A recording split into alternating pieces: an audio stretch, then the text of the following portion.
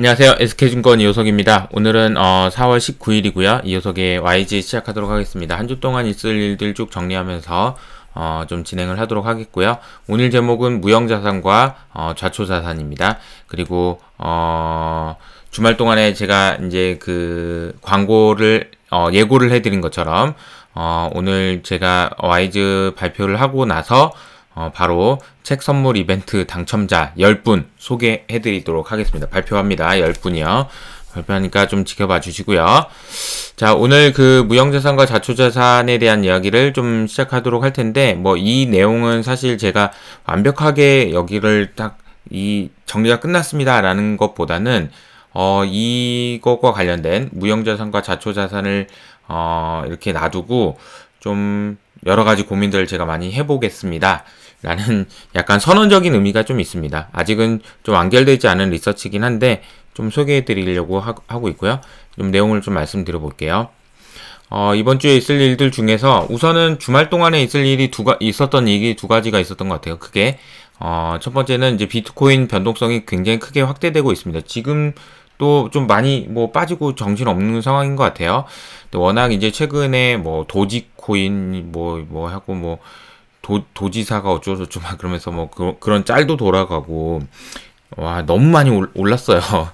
말도 못하게 오른 것 같고 그래서 이제 좀 저도 이제 과열이다. 그래서 이제 수요일 날도 제가 이거 코인베이스 가지고 뭐 이거를 사고 팔고 이렇게 하지 마시고 좀 중장기적으로 봐야 됩니다. 이런 말씀을 좀 드렸는데 어쨌든 과열 현상이 생겼던 것이 비트코인 변동성 확대의 가장 큰 원인인 것 같고요.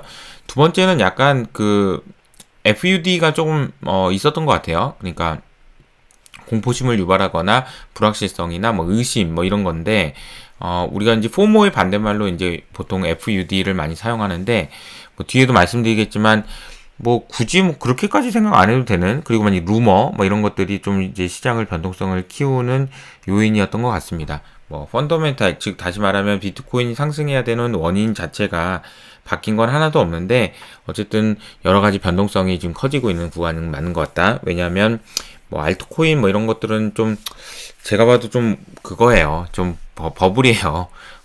여러분들 그쪽에 막 너무 이렇게 기웃기웃하지 마시고 제가 이제 추천드리는 거는 비트코인을 여러분의 자산 중 일부로 그냥 저장해 놓는다는 생각으로 여기다 이제 큰 돈을 뭐 이렇게 베팅하고 하지 마시고 막 옆에서 돈 벌었다고 막 이렇게 하더라도 막 이렇게 엉덩이 들썩들썩 하지 마시고 비트코인은 하나의 자산이니까 내 자산의 일부를 비트코인으로 좀 가져가 본다. 요 정도의 느낌으로만 좀 생각하시면 좋지 않을까.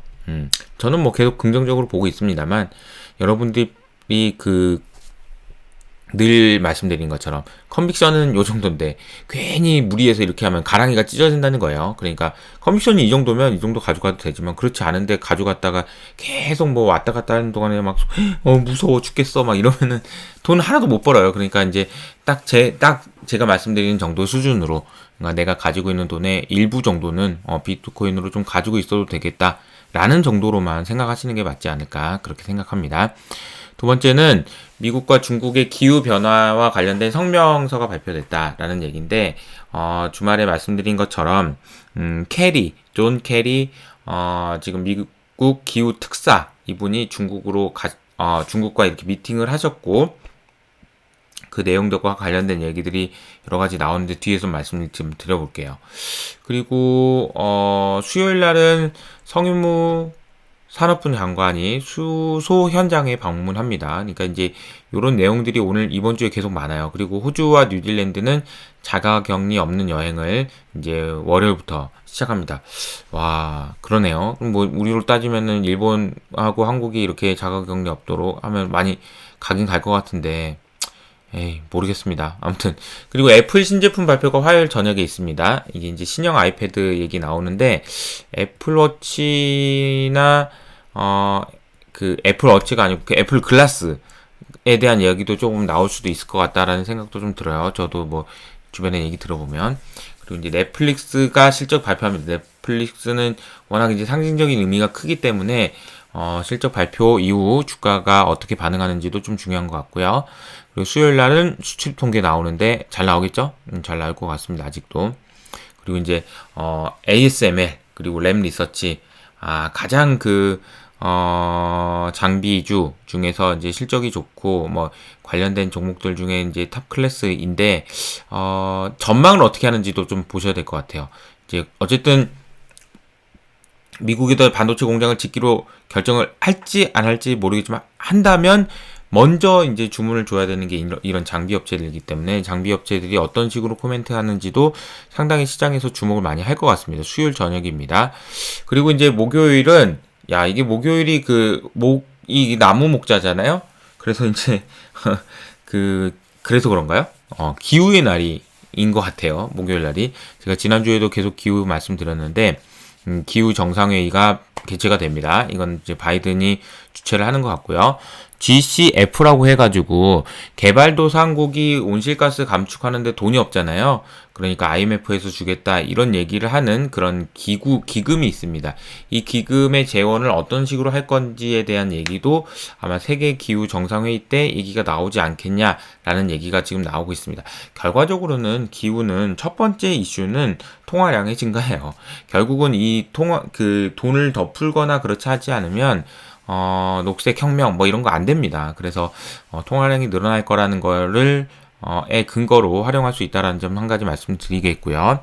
그리고 이제 ECB 통화정책회의가 있습니다. 목요일 날 당연히 뭐 큰 변화 없을 것 같고요. 오히려 기후에 대해서 언급을 하면서 통화량을 더 늘리려는 그런 의도를 보이지 않을까 그렇게 생각을 하고 있습니다. 조심스럽게. JYP 공판이 있는데요. 삼성전자의 미국 투자 발표가 지금 나오고 있습니다. 50조 이상 투자할 거다라는 얘기들이 있다. 어떤 식으로 진행될지 JY 공판과 합쳐져서 어떻게 될지 좀 보셔야 될 것 같고요.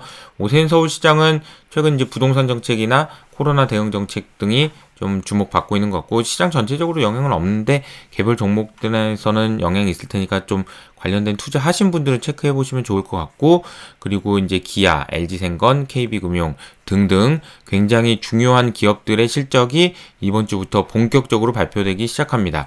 그리고 이제 다음 주 월요일 날 테슬라 실적이 발표되고요. 그리고 다음 주부터 빅테크들 실적도 발표됩니다. 좀 참고해 보시면 좋을 것 같고요. 그리고 이제 코인베이스 CEO가 보유 지분의 70%를 매도했고 그리고 CFO는 다 팔았다. 이 양아치들 막 이러면서 이제 얘기하시는 분들이 있는데 그 정도는 아닌 것 같아요.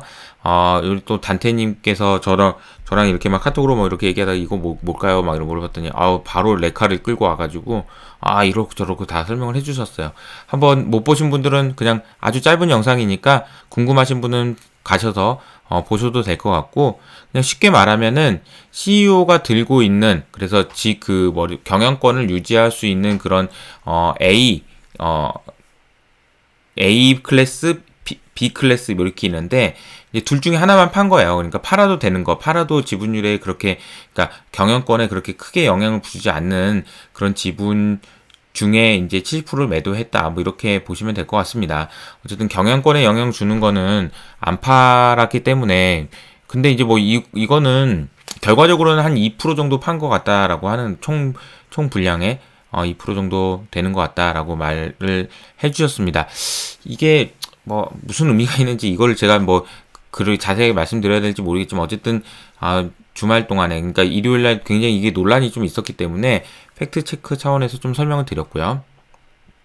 이게 좀 더 시장 관점에서 좀 중요하죠. 캐리가 방중을 했는데 성과가 없었다, 아무것도 없었다 이런 분석들이 많이 나오고 있어요. 그래서 이거는 어떻게 해석하는지에 따라서 좀 다를 수 있는데 결과적으로는 이게 이제 시진핑이 22일 날 참석을 하는지 여부가 상당히 중요할 것 같은데 느낌상 할 것 같다라는 생각이 좀 드네요.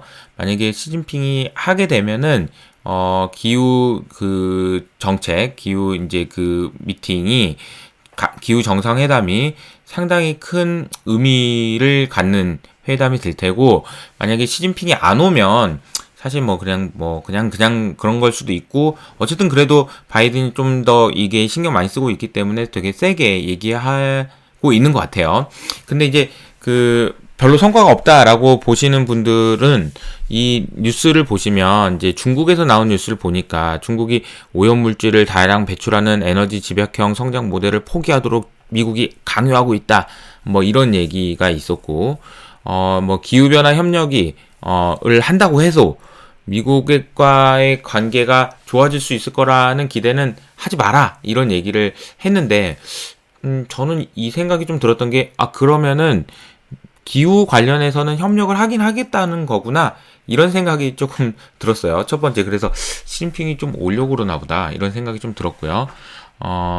근데 이제 뭐, 어떻게 될지는 모르는 거니까 한번 좀 기대를 갖고 지켜보시자 이렇게 말씀드리겠습니다.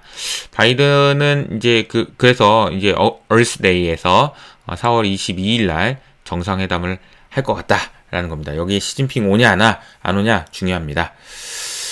그리고 또 하나는 제가 이제 왜 올 것 같다라고 말씀드렸냐면 방금 전에 이제 이 촬영하기 직전에 블룸버그 뉴스에서 보니까 차이나에서 우리 달러를 디지털 위안화로 대체한다고요? 그런 거 생각한 적 없어요.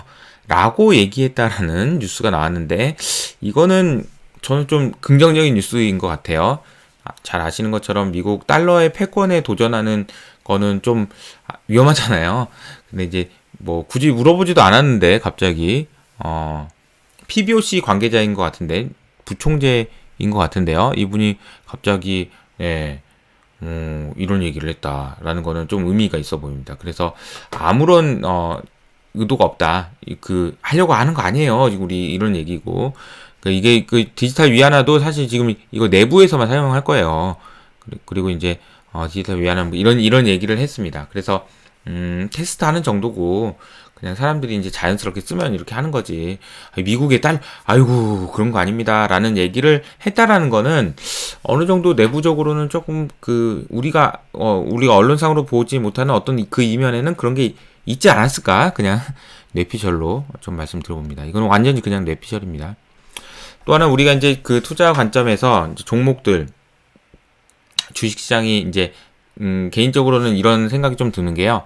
지금 뭐 비트코인 관련된 게 이제 버블이 좀 꺼지고 있는 상황이라고 저는 생각을 합니다. 그게 좀 필요해요. 과열이 되면 어쨌든 진정이 되는 게 중장기적으로는 좋습니다. 그러니까 비트코인과 관련된 거는 과열이 좀 진정된다라고 보면 제 생각에 만약에 여기서 코스피가 2200을 이번에 그냥 이번 주에라도 돌파를 하게 되면은 어떤 현상이 생길까요? 그러면 또 다시 주식으로 오시지 않을까. 많은 분들이 주식에 대한 관심이 많이 없어지셨거든요. 또 뭐 비트코인 하는 게 낫다 막 이러면서 또 다시 주식으로 오시지 않을까. 근데 그 주식으로 올 때 어떤 주식으로 오시는 게 좋을까라는 생각을 한다면 저는 이제 이 생각을 좀 하시는 게 필요하지 않을까. 미국의 경기를 가장 잘 설명해주고 있는 미국 ISM 제조업 지수입니다. 이 빨간색이 실제 데이터고요. 그리고 녹색이 예상치입니다. 근데 이 차이를 보시면 역대급이에요. 정말 좋은 숫자가 나왔습니다. 이 숫자가 나왔는 걸 보고 역시 경기는 너무 좋고 경기와 관련된 주식들 더 사야 되겠다라고 생각하실 수도 있지만 이 그림을 보시면서 어떤 생각을 하셔야 되냐면 잠깐만 이거서 그럼 더 좋아지는 건가? 라는 생각을 반드시 하셔야 됩니다. 항상 우리가 더 안 좋아지는 건가? 더 안 좋아지지 않으면 그때가 사실 주식 사기 제일 좋은 시점이고 더 좋아질 수 있을까? 물론 더 좋아질 수 있죠. 지금 앞으로도 한 두어 달 뒤는 더 좋아질 겁니다.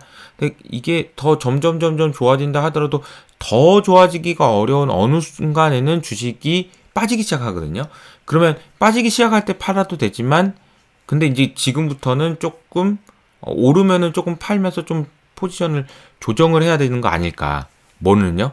경기와 관련된 주식은 그런 생각을 저는 조금 하고 있는데요. 물론 뭐 실적 너무 좋고요. 뭐 아무튼 뭐 지금 앞으로도 나올 경제 지표도 너무 좋은데 지금도 더 좋을 거지만 언제까지 좋은지에 대한 생각 뭐 이런 부분들을 좀 생각을 해본다면 저는 이런 부분보다는 좀 다른 쪽에서 기회를 찾아셔야 되지 않을까 생각이 들고요. 또 하나는 이게 경기 민감주 그리고 이제 뭐 소위 말하는 가치주라고 하는 그런 주식들이 지금 최근에 계속 올라가고 있을 때 같이 옆에서 런닝메이트처럼 그래, 야, 너도 뛰고 같이 가자. 뭐 이렇게 했던 애가 이제 금리잖아요.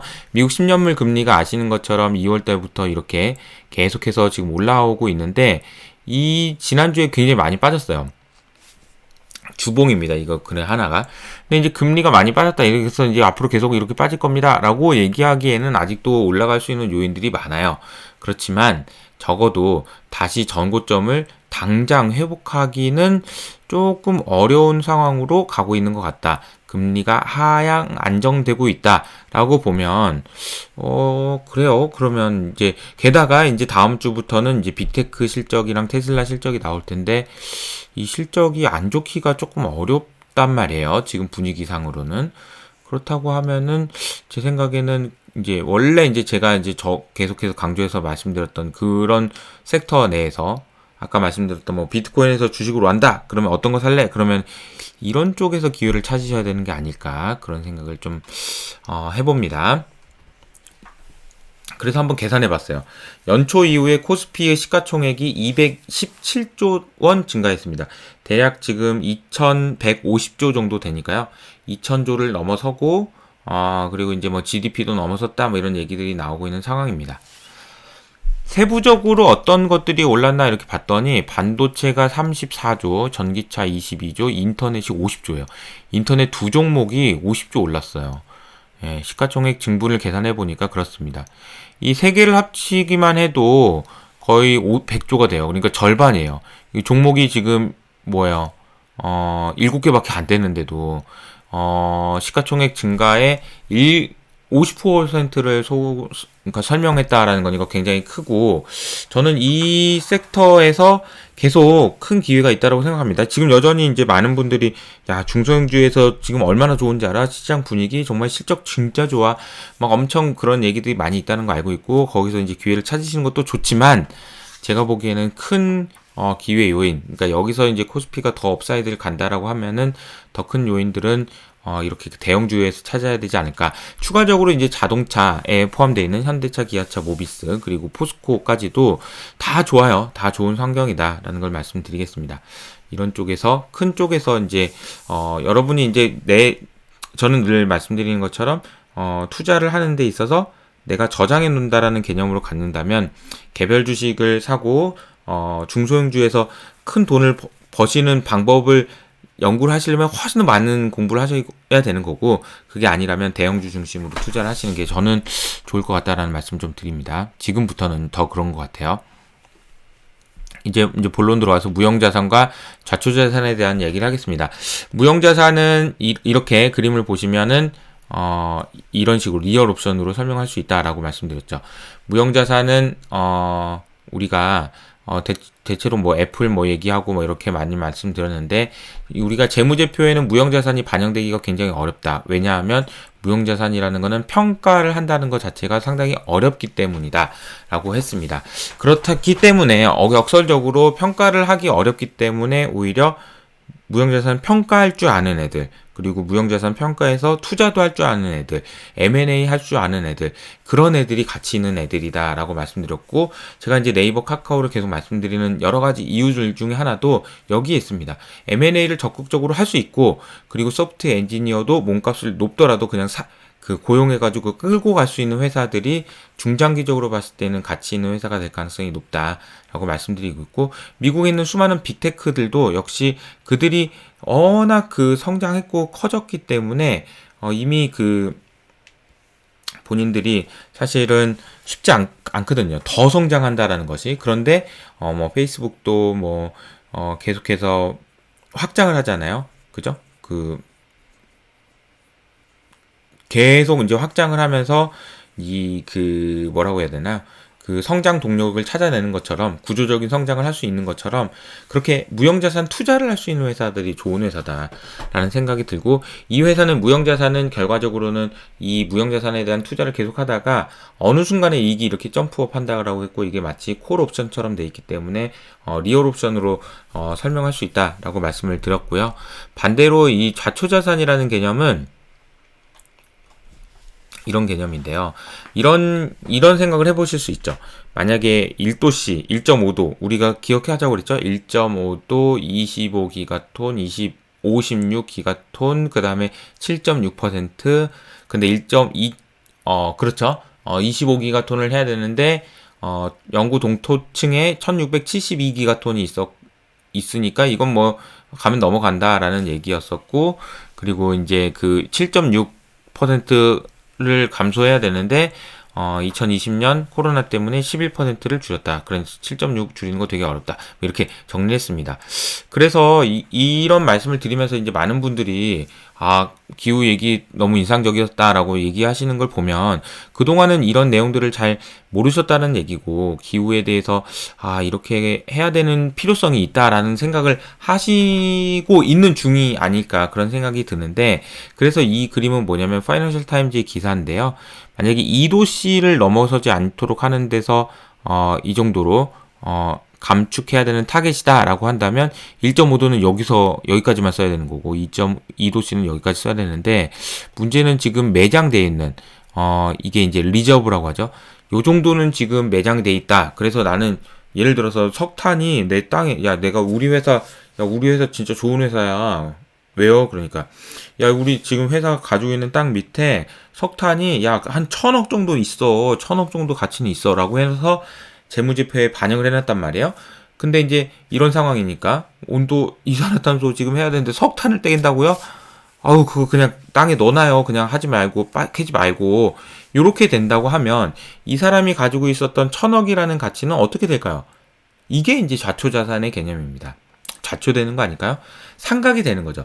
이 회사가 가치가 이 정도 있었는데 이게 점점 30년에 걸쳐서 상각을 하면서 없어지는 게 이제 일반적으로는 감가상각 방법인데 좌초자산은 뭐냐면 요건데 갑자기 시장이 이거 쓰지 마. 이거 끝났어. 이제 법적으로도 절대 못 쓰게 됐어. 그러니까 이게 갑자기 이렇게 되는 거죠.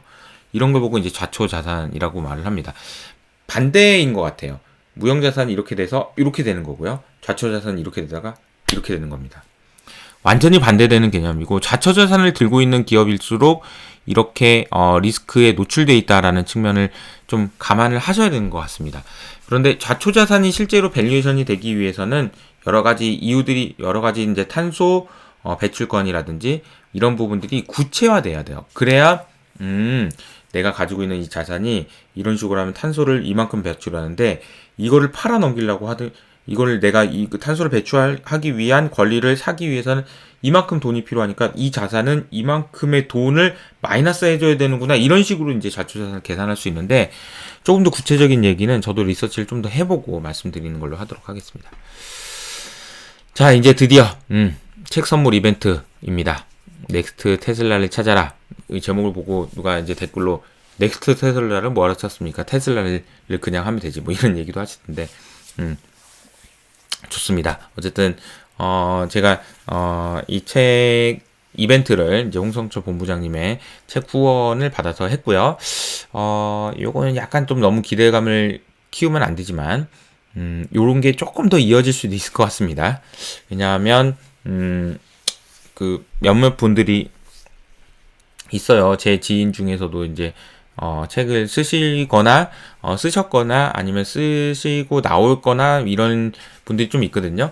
그래서 이제 이효석 아카데미한테 좀 후원 좀 해주세요. 그래가지고 이제 제가 구독자분들한테 계속 선물 좀 드릴 수 있도록 뭐 제 돈 내는 거 아니니까 물론 이제 뭐 택배비는 제가 부담을 해야 되겠지만 어쨌든 뭐 참 많이 들어주시고 늘 감사하는 마음이 있는데 제가 이제 보답할 방법은 없잖아요. 그래서 이런 거라도 많이 유치를 좀 해보겠습니다. 제가 한번 해볼게요. 네. 너무 기대하지 마시고요. 그렇다고 해서 614분이 응모해 주셨고요. 이거는 12시 정각까지였습니다. 아까 또 확인해 보니까 한 서너 분 더 하셨던데 그분께는 죄송합니다. 12시까지만 했고요. 이걸 어떤 식으로 이제 추첨을 했냐면요. 제가 이제 사연을 사실 다 읽어보면서 너무 이분은 들어야 되겠다는 걸 제가 임의로 뽑을까 했다가 614분인데 너무 다 정말 구구절절 좋은 사연들이어서 제가 뽑는다는 게 이게 좀 아닌 것 같다는 생각이 들어서 완전 랜덤하게 다 뽑았습니다. 그래서 여기 있는 숫자들 있잖아요. 여기 있는 숫자들을 랜덤 함수를 통해서 만들어가지고 점수가 제일 높은 게 나오신 분들 순서대로 이렇게 쭉 뽑습니다. 자, 이제 지금부터 시작합니다. 뭐 이거 뭐라고 좀 실시간으로 지금 하고 있으니까. 자, 보세요. 네, 첫 번째 당첨자는 이지원님입니다. 강남구 테헤란루에 계시는 것 같고요. 난수 점수가 0.997132 이렇게 됐습니다. 그 난수 점수라는 게 이게 점수는 아니지만 어쨌든 저게 높아서 된 거예요. 박상무님 두 번째 광주광역시 광산구고요. 세 번째는 김혜원님 충북 청주시입니다. 청원구 옛날에 저도 이쪽에서 군 생활했었는데. 장세무님 마포구 저랑 같은 구에 사시네요. 그리고 이국행님 금천구입니다. 그리고 연락처 보시면서 체크를 해보시고요. 그리고 이제 최소영님 노원구 계시고, 정준영님 대구 수성구, 오현주님 세종시, 정희규님 시흥시네요. 신동성님 성동구. 이렇게 네 난수 점수 0.986443 로 당첨되셨습니다. 네, 축하드립니다. 제가 이제 그 이번 주 중으로 해가지고 해가지고 포장해서 택배로 보내드릴 수 있도록 하겠습니다. 제가 지난번에도 책 이벤트를 한번 했는데 결국은 못 받으신 분이 있다고 지난주에 연락이 와가지고 그분한테 또 이제 전화해서 다시 드린다고 해서 이번 주에 같이 드리면 될 것 같아요. 책 선물 한 10분 정도 이렇게 좀 자주는 못하더라도 가끔 이렇게 할 수 있도록 해보겠습니다. 오늘은 무형자산, 좌초자산 얘기를 좀 해봤고 한 주 동안 있을 일들 쭉 정리를 했습니다. 한 주 동안 성공 투자하시고요. 이번 한 주 동안은 뭐 특별한 건 없는 것 같아요. 네, 수요일날 나올 텐데 참 이번 주 수요일날 인포맥스에는 염승환 부장님 나오십니다. 염승환 부장님 나오시니까 인포맥스 라이브 요새 좀 많이 좀 봐주세요. 네, 감사합니다. 이것으로 마칠게요.